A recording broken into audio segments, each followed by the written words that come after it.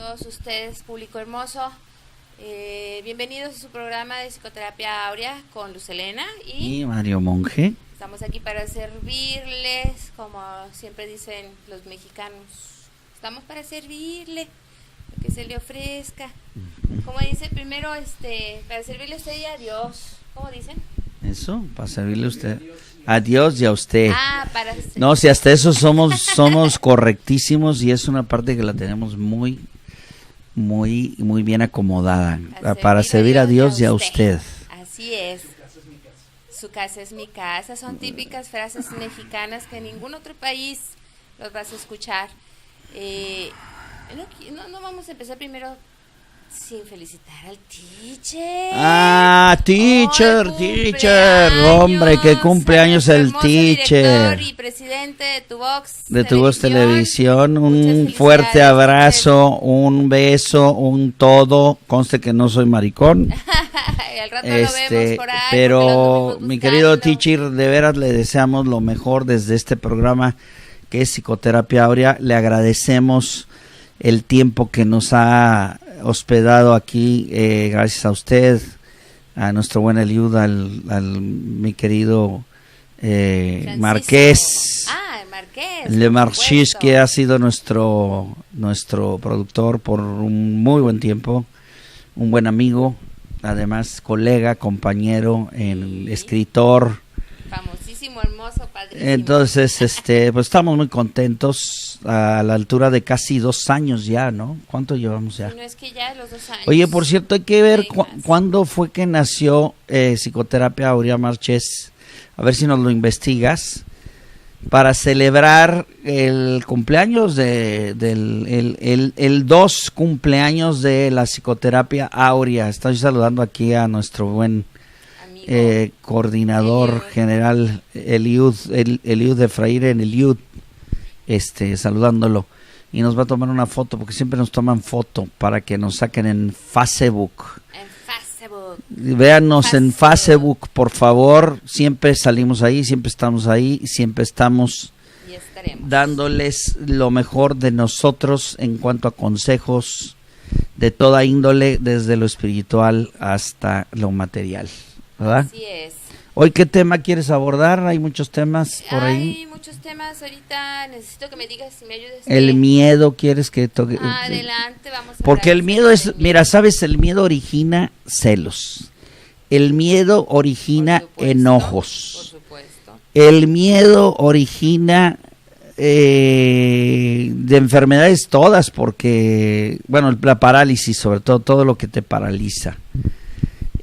Pero al final de cuentas, la base de todas las emociones negativas es el miedo. Si tú discutes, si tú te enojas, es porque tienes miedo a algo. Si yo discuto, si yo me enojo, es porque tengo miedo a algo. Si no te puedes mover, es porque tienes miedo a algo. Si no puedes salir de tu zona de confort, es porque tienes miedo a algo. O sea, hay muchas cosas que al final de cuentas lo que está detrás es el miedo.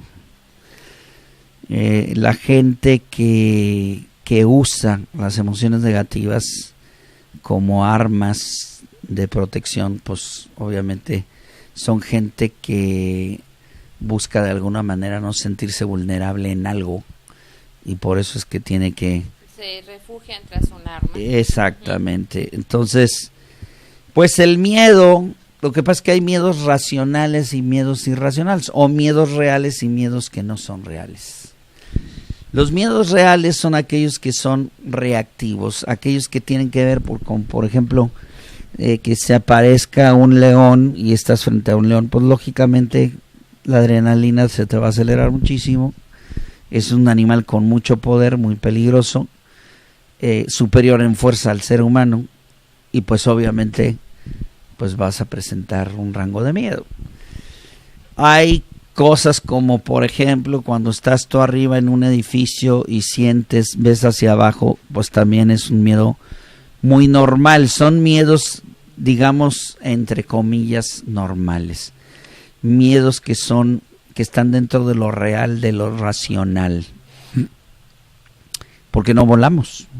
Si voláramos, pues no tuviéramos miedo a las alturas, ¿verdad?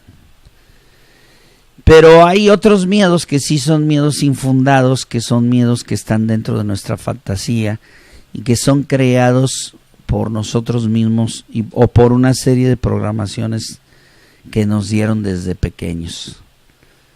Por ejemplo, lo que tú me decías hace poquito, yo las discusiones no me gustan porque pues de repente oía discusiones, yo no me gusta que se discuta, pues lógicamente, es obvio. A mí, por ejemplo, de repente tengo miedo al abandono, que son miedos muy comunes, no es algo que no sea común, vamos, en nosotros, y de hecho creo que el origen de los miedos, el miedo de mayor intensidad es el miedo al abandono. Cuando digo el miedo al abandono, tiene que ver con aquella creencia que te puede llevar a que tú creas que puedes terminar solo. Crees que te puede dejar tus hijos, ustedes como madres que son muy apegadas a ellos, después tienen el síndrome del nido vacío, ¿te acuerdas? Y eso es una creencia en donde pues sientes que te puedes quedar sola. Nosotros como hombres, en un momento dado, imagínate ese miedo al abandono. ¿Por qué tenemos miedo al abandono? Que es una cosa de las más comunes. Porque generalmente, y yo no digo que todos, pero generalmente en alguna situación sentiste ausencia. Y déjame decirte cómo opera. Y es algo que quiero que escuchen ustedes, amigos que me están viendo a través de la televisión y del radio. Cuando uno es chiquito, cuando uno tiene menos de un año, cuando tu mamá, sobre todo tu mamá, porque la relación tiene mucho que ver con el útero, con la mamá es la que te nutre, la mamá es la que te hace que te sientas en la abundancia, la mamá es la que está pegada a ti. Y tú a ella, sobre todo en el primer año, porque pues obviamente la que te está dando a comer es ella, y luego pasaste por 9 meses dentro del vientre de mamá, por lo tanto pues tienes una cercanía desde lo que es el embarazo hasta lo que es el primer año. Son casi 2 años donde la mamá es, digamos que es el tótem de un niño, es la diosa, es el dios, es el tótem de un niño. Cuando la madre, el niño siente que se va a ir, que tiene algún compromiso con el papá y se van a ir a alguna fiesta, a alguna reunión, y el niño siente que lo van a dejar. Hay niños que se provocan a sí mismos, fíjate cómo es, para que veas lo que hace el miedo. Una fiebre, en este caso una fiebre es un enojo. Los niños se enojan, y se enojan porque tienen miedo a que sean abandonados por su mamá. La mamá lo es todo, porque la mamá es la que llena todas las necesidades. Entonces, cuando el niño siente esto, pues el niño se crea una enfermedad, como en este caso una fiebre, y eso hace que la mamá se devuelva y que el papá se devuelvan, y por miedo, a su vez, los papás, de dejar al niño enfermo y que se les fuera a morir, pues no se van y se quedan para que el niño se encuentre bien. Y el niño ahí empieza a entender que si él hace ciertas actitudes o se crea ciertas actitudes en sí mismo, gana algo. Ese que gana no es el niño, sino el ego del niño. Y así es como se va creando el ego, cómo se va alimentando. El ego se va alimentando de estas actitudes, de estas cosas emocionales, hasta que llega un momento que pues, el niño cree que para que sea satisfecha una necesidad, pues se tiene que enojar, o tiene que sentir miedo, o tiene que sentir coraje, o tiene que sentir... Entonces el ego se va alimentando de estas cosas y llega un momento en que ya lo tenemos tan arraigado que incluso creemos que es parte de nuestra personalidad. De hecho, nosotros lo metemos en nuestra creencia como parte de una actitud que tiene que ver con nuestra personalidad. O sea, es cuando tú escuchas que la gente dice, pues es que así soy, yo soy así. Yo me enojo. No, pues ya sí soy de gordito y siempre fui gordito. No es cierto. No naciste gordo, no naciste enojado, no naciste, o sea, todas esas son conductas que son aprendidas y que van siendo reactivas o vas tú reaccionando y esas reacciones van provocando un alimento que si se sale con la suya el ego, pues el ego va a ser muy grande, ¿no? Y va a buscar que de alguna manera se le sacie su necesidad. Cuando el ego no encuentra la satisfacción de esa necesidad, adivina qué crees que pasa. ¿Qué? El ego, cuando siente una necesidad y no le das lo que te pide, se enoja el ego. Y siente miedo, porque el ego, la mejor manera de no sentir que se extingue, pues es que me dé satisfacción. Si yo no tengo que comer, mi fantasía es que me voy a morir de inanición. Y esto lo digo desde el punto de vista espiritual, psicológico, emocional e incluso físico. El ego te hace creer que para que puedas subsistir necesitas a fuerza satisfacer una necesidad.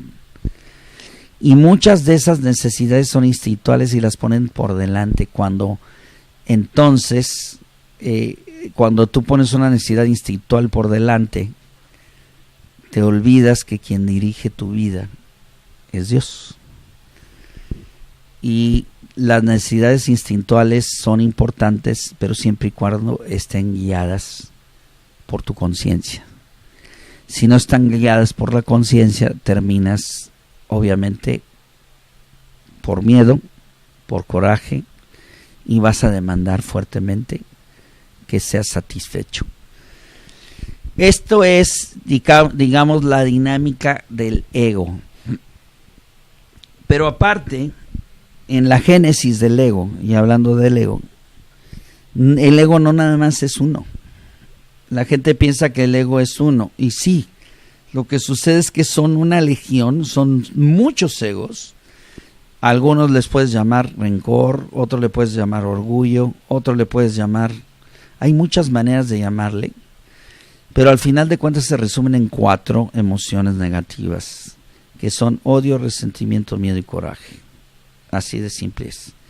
Odio, resentimiento, miedo y coraje. Y todas las emociones negativas y toda la intención del ego es hacerte sentir que estás separado de Dios. Hacerte que estás separado de Dios significa no confiar en que Dios está contigo. Dudas, te mete temores, te mete dudas, te mete miedos, te hace creer, influye. Aunque el ego no tiene ningún poder, porque no lo tiene, si tuviera poder bastaría con que pensara en algo y pum, se crea. No es así, el ego batalla, tiene que andar convenciéndote, acusándote y demás, teniendo influencia para que tú hagas algo. Y hay gente que llega a convencerla de tal manera que no vale la pena esta vida, que la gente se suicida. Entonces, ahora la pregunta sería, de acuerdo, esta es la dinámica del ego, sí, pero ¿de qué manera podemos contrarrestar el ego? Hay varias formas. La primera es ponlo en evidencia. Poner en evidencia al ego significa aceptar que tienes un problema. Si tú no aceptas que tienes un problema, entonces no está en evidencia el ego, está oculto y va a ser de las suyas. Lo tienes en el inconsciente. Cuando se evidencia el ego, es cuando ya tú aceptas que traes un problema. Y eso hace que automáticamente comience, digamos, la reestructuración o la terapia o la forma en la que vas a disolver eso. Entonces, lo primero que tienes que hacer cuando tienes un problema, una emoción negativa, es reconocer y saber. Hay gente que está enojada y que pues no sabe ni por qué está enojada, pero está enojada con todo el mundo. ¿Sí? y le dices que está enojada y no acepta que está enojada. Y le dices que tiene miedo y no acepta que tiene miedo. Entonces, pues esa gente va a batallar para salir de la bronca. Y si esa actitud te lleva a una enfermedad, pues vas a batallar para que salgas de esa enfermedad hasta que no aceptes y entonces desees el cambio. Cuando tú aceptas, deseas el cambio, porque pues nadie quiere estar sintiéndose mal, ¿estás de acuerdo? Nadie quiere sentirse enfermo, a menos que tengas una ganancia secundaria, y eso tiene que ser algo. Y si hay gente que gana, por eso tienen una ganancia, sea secundaria, pero porque no tienen conciencia, o sea, no han descubierto. Y a veces que no lo quieren aceptar. Por eso te digo que no han descubierto, no han puesto en evidencia el ego. Entonces, una de las maneras es poniendo en evidencia al ego. Lo diré de otra manera. Si tú, por ejemplo, que estás allá, hombre, me escuchas, o mujer, más los hombres. Si tú, por ejemplo, deseas a una mujer que no es tu esposa, sientes que cometes una infidelidad, sería bueno que con un amigo hablaras de la mujer que en un momento dado admiraste o te atrae o demás. Y tú cuando lo dices, el ego empieza a tomar, cuando lo pones en evidencia, baja su intención. Por eso dicen aguas con los calladitos. Porque al ego no le gusta que lo pongas en evidencia. Porque poner en evidencia al ego es prenderle la luz, y al ego no le gusta que le prendas la luz, porque le gusta operar en lo oscurito, sin que nadie se entere, porque es la mejor manera en la que yo permanezco y no siento que me extingo. Fíjate la dinámica del ego. Entonces, cuando lo empiezas a poner en evidencia, entonces baja más no se disuelve. No, por eso lo tienes que trabajar. Lo único que puede disolver al ego, atención, es la conciencia. ¿Qué es la conciencia desde el punto de vista de la psicoterapia oriental? Es Dios actuando en tu persona. Es la inteligencia divina actuando en tu persona. ¿Y cómo puedo hacer que la inteligencia divina actúe en mi persona? Muy sencillo. Cuando tú tomas la fe en la multidimensionalidad del ser espiritual que tú eres. A ver, otra vez. Lo voy a decir de otra manera. Lo que combate directamente el miedo es la fe en sí mismo y la fe en Dios. Lo voy a repetir 2 veces más. La forma de combatir el miedo es teniendo fe en ti misma, teniendo fe en Dios. Teniendo fe en Dios, teniendo fe en ti mismo. Cuando tú te veas reflejado en Dios y cuando veas que Dios está reflejado en ti, vas a empezar a tener más fe en ti. Importante lo que estoy diciendo. Esa fe te puede llevar a que empieces a disolver totalmente cualquier duda, cualquier temor, cualquier cosa del ego. Claro, no puedes tú disolver algo del ego y estando dándole cabida al ego. Lo voy a decir de otra manera. No puedes decir que tú estás muy bien con tu hermano o conmigo, que soy tu marido, o con tu hijo, y por otro lado tú estás diciendo que te puedes ir y que te puedes retornar y que te puedes... Eso no es posible, porque entonces le estás abriendo una posibilidad al universo de algo que no quieres. No sé si me explico. Entonces no puedes tirarle 2 mensajes contrarios al universo, porque entonces el universo no te entiende. Y lo peor del caso es que estás tomando 2 posibilidades y las 2 contrarias dentro del universo. O sea, no quiere decir que no existan, sino que estás tomando posibilidades contrarias. No quiere decir que las hagas, pero las estás tomando en cuenta. Y el ego muchas de las veces nos traiciona, especialmente cuando te enojas, cuando sientes miedo, cuando estás... Y en una de esas te puede dar la sorpresa de que elijas la equivocada. Por eso es importante que vean lo que piensan y lo que dicen, y que lo que piensen y lo que digan vaya en pos de lo que quieren, no de lo que no quieren. Es muy importante esto que estoy diciendo. ¿Por qué? Porque hasta de eso se vale el ego. Si tú al universo, si tú estás atrayendo cosas de tu pasado que no tienen ninguna utilidad, especialmente en tu proyecto de vida actual, no le abras la puerta a eso, y más si es una cosa que quedó en el pasado. Sepúltalo, entiérralo. No existe en tu aquí y ahora. Porque si no lo vuelves a revivir y lo resucita, el ego lo resucita. Aunque tú digas que no. Tú dices que no porque tu voluntad es fuerte, sí, pero el sentimiento y la emoción, cuando tú estás vulnerable, ahí es donde aflora. Y el ego sabe aprovechar esas oportunidades. Entonces tenemos que tener cierto respeto al ego, no porque tenga poder, sino porque te hace creer que tiene poder. Y de alguna manera lo tiene, pero en términos de influencia, no de poder. Entonces, pues es importante observar esto. ¿Qué más? Dentro de la dinámica del ego, otro punto más que es importante recalcar, es aquellas personas que se someten a estar bajo la bota en el cuello de un marido o de una esposa o de un hijo o de alguien. Lo voy a decir de otra manera: adaptadores. Tu hijo puede ser un adaptador, tu esposa puede ser un adaptador, hasta el gato puede ser un adaptador. Las plantas, los gatos, los perros.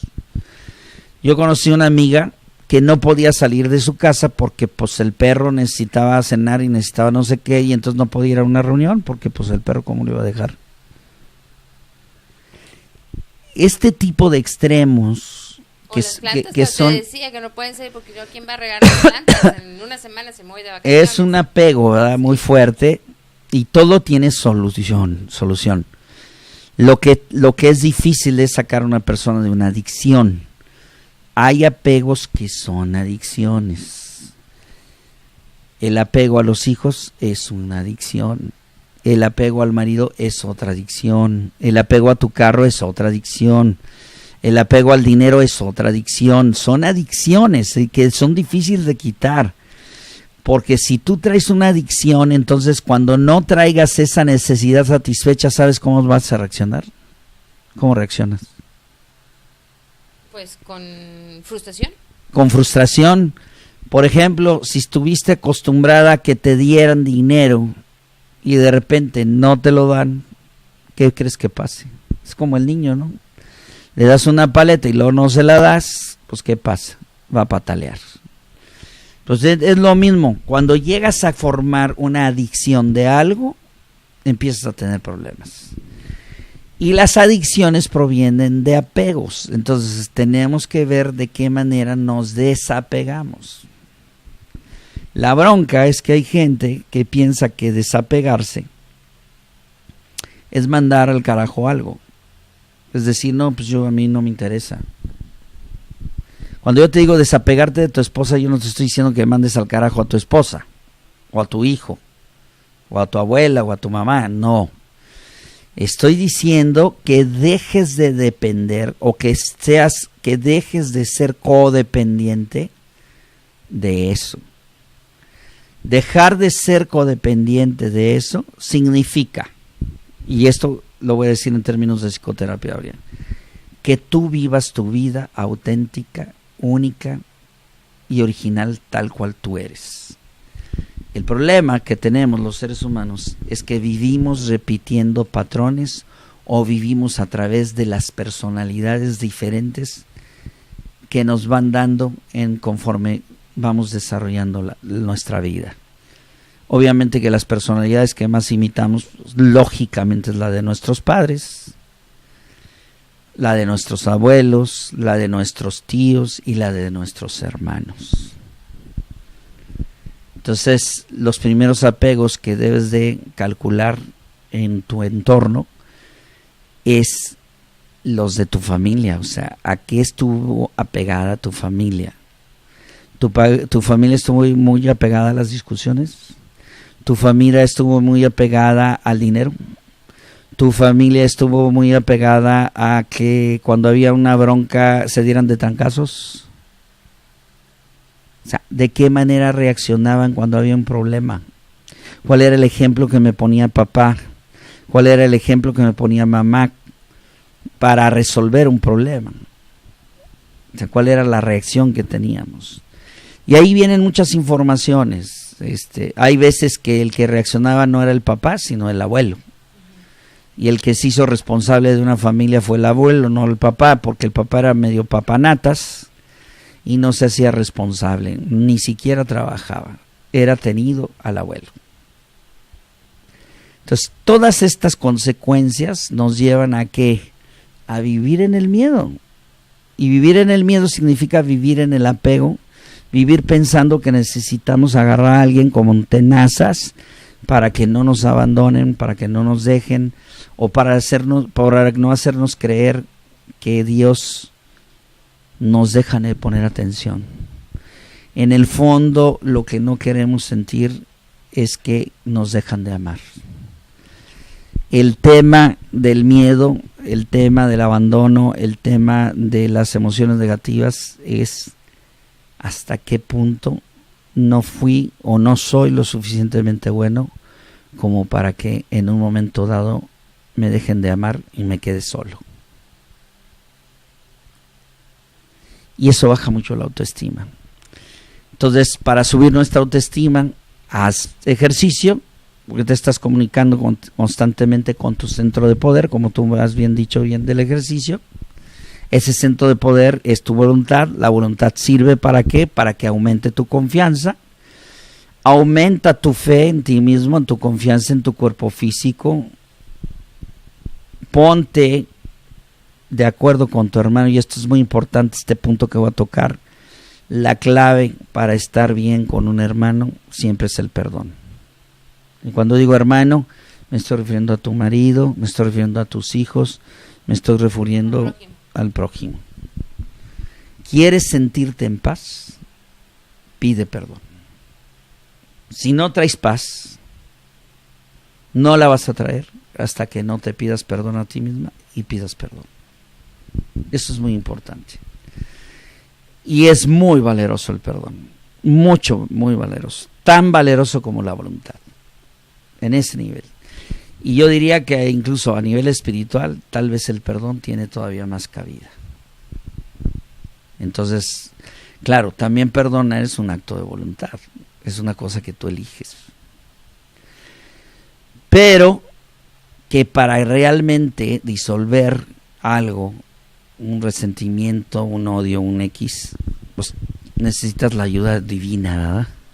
Entonces por eso te digo, si tú tienes fe en Dios y en ti, nosotros nos estamos refiriendo, llámese como lo quieras llamar, universo, Dios, Mahoma, Buda, como tú quieras, siempre hay una solución. O sea, no nos podemos dejar atrapados en el ego ni en los miedos. Y la solución más grande para poder salir de ese apego o de esa adicción que tú estás llamándolo así de esa forma, es amar más. Amar más. O sea, si tienes algún miedo, por ejemplo, con respecto a, ¿qué te podré decir? Al dinero. O sea, tienes miedo a que el dinero no venga a tu casa. A que no venga. O a que se vaya muy fácil, o a que sí, o sea, siempre hay problemas con el dinero. ¿Qué les parece si aman un poquito más el concepto? No en sí el dinero. La energía del dinero. Y el concepto que lleva el dinero, porque muchas veces... Que es un medio de intercambio de amor, amoroso. Exactamente, es lo que me refiero. Siempre hay un espacio, un lugarcito entre pensamiento y pensamiento. Ahí debes de agarrar el motivo de amor. Muy cierto. De hecho, esa es la médula principal de todo lo que hemos estado diciendo aquí. La médula principal es, obviamente, que tú te centres y te enfoques en el amor a ti mismo, en el amor a Dios. Exactamente. Por ejemplo, en el dinero, o sea, es que no le vas a agarrar el amor al dinero en sí, sino sino a que el concepto dinero que esté es contigo. amor, el intercambio. Sí, y Sí. que el dinero esté contigo, que sea tu amigo, Y porque cada- hay gente que no se ve con dinero, lo ve distante. Ese es un ejemplo muy burdo, pero hay muchos. No, pero sí ese es totalmente válido, Luz, es totalmente válido. Hay gente que de veras está enemistada con el dinero, pensando que el dinero, ¿Es sucio? porque Es- da poder, y el poder, y los que tienen poder Corrupción. da corrupción, Ajá. da crimen, da abuso, da una serie de cosas. Entonces, tienes que ver qué relación estás teniendo con el dinero. Cuando Luz te dice que ames más al dinero, se está refiriendo no en términos de que tú quieras acumular más dinero, no, sino se está refiriendo en términos de que seas amigo de él, que no lo veas como enemigo, que no lo veas como un punto de poder o de abuso, sino como un punto de intercambio amoroso entre seres humanos. Y porque entre más das, más recibes. Así es una ley. Es una ley universal que nosotros no la hemos inventado, ni la metafísica. De hecho, en la nadie. economía divina, primero tienes que dar para recibir. Así es como opera. Porque cuando das es cuando generas, y estás generando y Sí. generando constantemente más, obviamente se te va a regresar. Sí, No sí, se sí. te va a quedar por ahí ni regado. Al Y eso es en contrario. el dinero. En la Es- sexualidad, ¿cómo operaría? Ese es el apego que muchas veces tiene uno al dinero. Y en el momento en que más lo amas y entiendes el concepto que hay de amor detrás de eso, te vas a desapegar automáticamente. Ok. En el sexo, ¿cómo sería? En el sexo siempre tienes que, o sea, mucha gente ve el sexo como sucio, como algo infiel, como algo Tabú. Muchos tabús, hay bastantes en Pero el hay sexo. gente que también el sexo lo ve como una Es necesidad. que también, como una necesidad de escape, sí, como una olla de presión que dices, todo es que lo necesito porque ya no aguanto, o no sé, pero siempre hay ese intercambio de amor, siempre vas a convertir el sexo en un tantra sagrado, Por eso, pero hay gente que está apegada a la sexualidad, que son adictos. que son adictos a la sexualidad. ¿Ahí qué les recomiendas, por ejemplo? Tú Precisamente. dijiste que la clave es amar más. ¿Cómo sería amar más en la sexualidad? En la sexualidad, bueno, yo creo si no Sí, me sí, puedes sí, tú sí, corregir, sí. porque me lo acabas de poner y me agarraste y dije, sí, qué buen punto y muy buena pregunta. Sí. Bueno, yo tengo la Porque respuesta. Exactamente, Sí. yo lo sé, pero yo lo veo de esta forma, o sea, integrar en la sexualidad sagrada. En el momento en que tú ya te estás dando y te estás entregando, no nada más dar físicamente, sino también lo estás integrando espiritualmente, es la forma en que vas a agrandar más y ya no vas a tener la necesidad. Si fuese así tan fácil como lo estoy diciendo yo, sería muy fácil también, bueno, ¿cómo le haríamos con las drogas? Si hay adicción, ahí sí necesito que tú lo amplifiques. Mira, la verdad es que no es tan difícil. Lo que pasa es que tenemos que aprender a que la sexualidad sagrada, y lo dijiste bien, la respuesta la diste correcta. Lo que pasa es que falta explicarlo un poquito más. La sexualidad sagrada, la característica lo sagrado de la sexualidad viene cuando es guiada por el amor. Cuando es guiada por el amor. De nada sirve que yo te haga el amor a ti todos los días ¿Sexo por sexo? si tú no estás captando y no estás sintiendo amor. No sirve de nada, ¿Y en las pero de drogas? nada. ¿En las drogas Pero de cómo nada. sería? No solamente eso, incluso para transmutar algún problema que pudiéramos tener, ya sea en dinero, en whatever, no va a haber transformación en la relación o en lo que está provocando la relación. Lo más seguro es que si estamos nada más en la sexualidad, lo que vaya a haber es mucha discusión. E incluso va a haber una separación sexual. Porque la discusión te lleva al resentimiento, el resentimiento Ya no te quieres. lleva a la distancia, Obviamente, a la ya no distancia vas a querer. sexual. Así es. ¿Por qué sucede eso? Porque estás nada más en la sexualidad por la sexualidad. Son puntos muy importantes. Entonces, ¿qué es importante? que te des cuenta que el sexo está en todos lados y el amor más. Lo diré de otra manera. Cuando tu esposa baja y te hace un desayuno, no me creas lo que te voy a decir, Luz Helena, pero lo digo yo como hombre, y creo que los hombres que están oyéndolo, y creo que también ustedes lo sienten, mujeres, digo, tú me lo vas a decir ahorita, pero yo he llegado a sentir tal sensualidad en la comida, es que la comida como lo he sentido yo en la sexualidad. Claro, está muy relacionado. O sea, es una cosa, es un agasajo, es un placer, es una cosa hermosa, es las abuelas decían que conquistabas a un hombre a través de la boca y que por la boca muere el pez, y no estaban diciendo mentiras. Bueno. De veras hay comida que se prepara de tal manera y con tal amor que llega un momento en que te puede transformar. No sé si le sucede a las mujeres. Sí, por supuesto. Sí llega a suceder eso. Sí, y es lo mismo, es el amor que dirige, de alguna manera, es el arte amatorio, digámoslo así para decirlo de otra manera. Es que todo, como dice. El arte culinario también lleva su... Dice mi papá, y se lo dijo a mi hermana mayor, que nos lo está diciendo, todo lo que hagas, hazlo con amor y con alegría. Pero, por ejemplo, en la adicción, ¿cómo podría ser amar más dentro de la adicción, o cómo hacerle en cuanto a los drogadictos? Número 1, es como la comida. El que está obeso, pues ama comer, ¿verdad? Y tú dices, pues es que ama mucho la comida, por eso come mucho. Pero pues no. Es comer por comer, es como si fuera el no, sexo por sexo. Es que déjame decirte cómo está. Y ahí es donde tenemos que hacer la diferencia. Es lo mismo, los fármacos llegan a ser algo importante para que tú te recuperes de una enfermedad. Pero cuando el fármaco lo utilizas en abundancia, o sea, obesamente, pues entonces ya se convierte en una adicción. ¿Estamos de acuerdo en lo que estamos diciendo?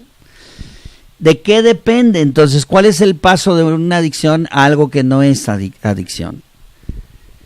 Cuando tú tienes el justo medio, o sea, la disciplina, y dices, bueno, esto a mí no me sirve. ¿Cómo puedo saber qué me sirve y qué no me sirve? ¿Y cómo puedo saber cuándo tengo que parar de comer y cuándo no tengo que parar de comer?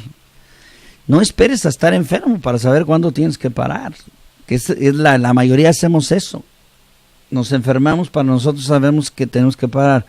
O aquel que es adicto a las drogas, hasta que no se ve en un problema con la policía, se da cuenta que pues era adicto a las drogas. No solamente con la policía, sino con su propio cuerpo. Con su propio cuerpo, y dice, caray, ¿sabes qué? Pero aún así. Pero espérame, entonces a lo que voy, lo que necesitamos nosotros es saber elegir, y para elegir necesitamos tener conciencia del valor que implica, por ejemplo, un fármaco, la medicina, y del valor que implica la comida. Necesitamos revalorizar bajo el camino espiritual, bajo la conciencia, el sentido de ser de la comida, el sentido de ser de la sexualidad.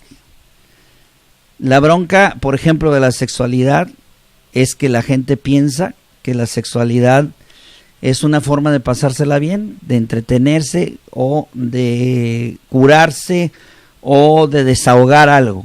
Y sí es cierto que sirve para todo eso, porque la sexualidad es eso y más. Pero la causa primera o el motivo de ser del sexo, o el para qué Dios, conciencia, creó el sexo, es para bajar luz al planeta.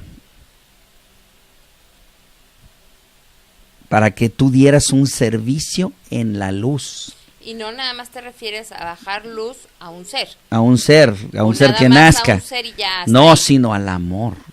Luz al planeta significa bajar amor, claro. Transmitir amor, pasarlo a mí, sentirlo en mi mujer sintiéndolo en mí, y esa relación de amor, transmitirla hacia nuestros semejantes. Todo esto que acabo de decir es un servicio. Y este principio de la sexualidad se perdió en los anales de los tiempos. Se perdió en ustedes las mujeres. porque las hicieron creer que su sexualidad estaba fundamentada en la maternidad, y es falso, se los estoy diciendo ahorita, falso, sálganse de ahí. Les voy a decir nada más para que ustedes solitas se den cuenta de que es falso. Y aquí va la comprobación. Por primera vez se los digo en televisión, no siempre se les ha dicho esto. Hoy por primera vez yo les voy a hacer un cuestionario. Yo les pregunto, ¿qué es primero? ¿Ser mamá, ser esposa o ser pareja? Y aquí es donde viene el problema. Todos los pacientes a los que les he preguntado me dicen ser esposa o ser mamá. La gran mayoría responden que ser mamá o ser esposa. Y es exactamente lo contrario a lo que tú aprendiste o a lo que te dijeron. En la iglesia te dijeron que para tú casarte, el motivo de casarte era ser mamá o tener hijos. Sí, así fue. Y no es así. Es un error que ha desviado de forma muy, pero muy enfática a la humanidad. Y a los sacerdotes no digamos, por eso andan en la pederastia. O sea, el sacerdote no puede dar un ejemplo de la sexualidad porque para empezar es célibe. Así que, pues digo, ese tema ni en cuenta. Pero a lo que voy, ¿cómo empieza tú una relación que sostienes? Pues empieza siendo novio de algo, novia de alguien. Y eso significa ser pareja. Cuando tú eres novia de alguien, estás pendiente de esa persona, puta. O sea, ¿qué no hace un hombre, Marqués, cuando tiene una novia? ¿Qué no haces por tu novia? Te desvives por quedar bien, por llevarle flores, por llevarle serenata, o sea, traes un nivel de motivación, sí, pero lo que pasa es que tu foco está centrado en la relación de pareja. Surge después el ser esposa, que es cuando ya te matrimonias porque dices, bueno, yo quiero vivir toda mi vida con él. Socialmente hablando y religiosamente hablando, la forma de establecer ese vínculo de una manera formal es casándome.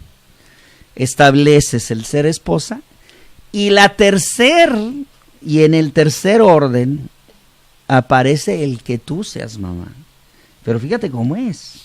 Hasta el tercer orden aparece que tú seas mamá.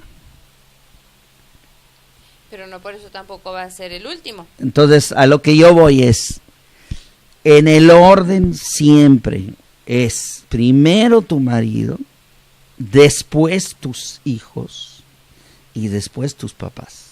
Pero ese después tus hijos no significa el primero mis hijos y después primero mi esposo y después mis hijos. O sea, no es cuestión de orden. Sí es orden. Como si fuera cronológico, sino es un orden divino. Porque es un orden divino, claro. Porque si estás bien con tu pareja, claro, y con tu esposo, automáticamente vas a estar bien con tus para hijos. Darle a tus hijos lo que quieras. Exactamente. Es que estás tan sencillo entenderlo. Que no es lo mismo que yo esté muy bien con mis hijos, pero estoy muy mal como pareja y como esposa. No, no, porque tarde o temprano los hijos se van a dar cuenta que hay broncas. Y es el ejemplo que estás dando. Y termina en divorcio, por cierto. Entonces, y los hijos son los que lo resienten. Así es, son los primeros. Entonces date cuenta de lo que estoy diciendo, date cuenta de lo que estoy diciendo tú que me escuchas. Apréndelo. Alguna vez el orden divino fue así, se te olvidó, te lo recuerdo. Primero es ser pareja, después es ser esposa y después es ser mamá. Ese es el orden divino. No lo inventé yo, por favor, no está inventado por mí. Ese es el orden bajo el cual se constituye una sociedad. Una sociedad se constituye a través de dos personas, punto. Y entonces surge la tercera. La tercera es la sociedad, el hijo. ¿El hijo? Bueno, sí. Sí, lo que forma una humanidad o una sociedad. Pero la base siempre va a ser la pareja. Adán y Eva. De ahí venimos. Entonces, si está perdido este principio dentro de tu relación con tu pareja, pues pon tus barbas a remojar porque vas a tener mucho trabajo que hacer para resarcir el orden. Si no has tenido un orden, es por eso que has estado con problemas con tu pareja. Es por eso que andas resentida. Es por eso que estás pensando en mandarla al carajo. Es por eso que tú estás pensando en mandarla al carajo a ella. Necesitas darte cuenta de cuál es el orden divino de el tú sostener una relación que pueda traer luz al planeta. Y luz al planeta es amor al planeta. La mejor manera en la que tú puedes expresar el amor, y es por eso que es tan importante, es a través de la pareja. Fíjense lo que voy a decir. Otra vez. Lo voy a decir otra vez. Obviamente que una relación con un hijo es muy padre porque ahí yo siento un amor incondicional y un amor impersonal. Porque pues yo no, mi hijo finalmente pues es, no me peleo, no convivo de la misma manera que con mi esposo, ¿verdad? Pero cuando tienes un amor de pareja bonito, realmente de corazón, que esté en la incondicionalidad, yo te puedo decir, Luz, en la experiencia que yo he tenido, especialmente contigo, que es superior incluso al amor que tú puedes tener por un hijo. Tal vez para muchas mujeres lo que estoy diciendo es un sacrilegio, porque ellas están acostumbradas a que los hijos son todo. No hay si los hijos fueran el amor ideal, fíjense ustedes, de lo que sería la espiritualidad, entonces no estaría... No se irían de la casa, estarían siempre en la casa, sí. No se irían a hacer sus vidas, estarían contigo pegados. Imagínate. Entonces, pues, ¿cuál incondicionalidad? Todos como muéganos, imagínate, para toda la vida, y no los sueltas y no los dejas desarrollarse ni conocerse por medio de una pareja. Sí, si lo que libertad. Le estás enseñando es realmente eso, el descubrirte quién eres realmente a través de tu compañero. Freud diría que los castras. ¿Quiénes son esos? Freud diría que cuando un hijo no lo dejas ir para que conozca el mundo y conozca a su pareja y conozca esta parte que es importante en la vida, pues lo que estás haciendo es castrarlo. Porque lo que estás haciendo es, con nadie jalas más que conmigo. Hay mamás que son así. Sí, y no se dan cuenta que castran al hijo. Muy castrante, exactamente. Sí. Y existe esto, Sí. Tanto de hombre como con mujer con hombre. Entonces, qué importante es entender estos principios, señores. No están dichos nada más porque sí, ni son invento mío. Por favor, no me vean con rareza. No, son cosas que me han revelado conciencias superiores, que me han dicho cómo es y que yo he entendido con mucha claridad. Y por eso para mí sí que es muy importante. Y yo sí te puedo decir, Luz, que por ejemplo, yo se los puedo decir, se los digo públicamente, lo que yo he sentido por esta mujer que está a mi derecha, en muchos sentidos ha sido superior, inclusive a lo que yo he sentido por mis hijos. Y si algo sabes es que soy buen papá. Creo, me consta. Creo que soy buen papá. No solamente eso, mis hijos están pegados a mí. Mis hijos me aman, te adoran y te admiran. Y son todo para mí, sí, pero ese todo para mí no es sin ti. Es que acuérdense que el amor no es, ya tuve mi esposo, ya tuve mis hijos, no. Es constantemente renovado. O sea, siempre haces cosas nuevas en el amor con tu pareja y estás descubriendo constantemente las cosas nuevas. Es como siempre les he dicho, es salir de tu zona de confort y sal y descubre, prueba cosas diferentes. Va a haber temor, sí va a haber temor, pero para eso tienes también herramientas para seguir adelante. No estás solo y tienes todo el mundo a tus pies. O sea, de hecho, les voy a dar un secreto por primera vez, también lo voy a decir en televisión, Luz. Sí. Uno de los máximos secretos que me han pasado a mí con respecto a este tema que estamos abordando. Y es la clave, la fórmula y la clave para que tú seas feliz en una encarnación, porque has venido muchas veces a encarnar Y has tenido muchos maridos, ya has tenido muchas parejas, ya has tenido esposos, ya has tenido hijos, ya has tenido dinero y casa y todo. Entonces, ¿por qué tengo que volver a venir? ¿Para repetir el mismo patrón? ¿Tú crees que Dios viene a que tú repitas el mismo patrón? ¿O será que hay algo que todavía no has entendido y que por eso tienes que venir otra vez para pasar un examen? ¿Qué es lo que será? Buda decía que cuando alcanzabas la iluminación y la conciencia, ya no tenías que volver al mundo de la reencarnación o del samsara, la rueda del samsara, que es el mundo de las reencarnaciones. Eso decía Buda. Pero eso sucede porque al final de cuentas lo que tienes que entender, o lo que tenemos que entender todos, y este es el secreto, es que todo estriba en el amor, y en el amor incondicional.